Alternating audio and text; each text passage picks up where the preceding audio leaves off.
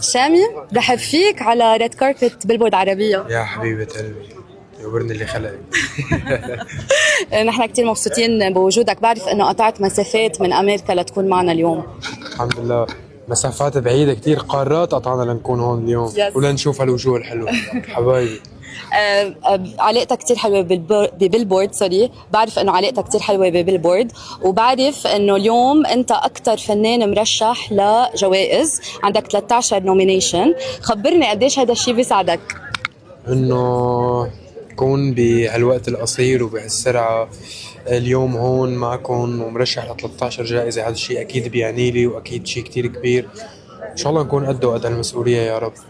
طب خبرني شوي على التور تبع امريكا، كيف كانت؟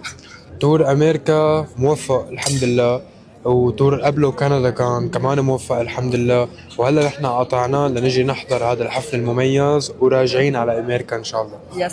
طيب بدي اسالك كمان، شو محضر هيك اعمال جديده؟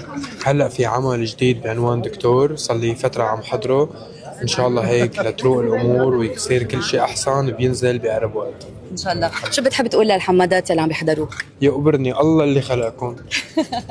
ثانك يو سو ماتش حبيبة قلبي، يلا بشوفك جوا. ثانك يو.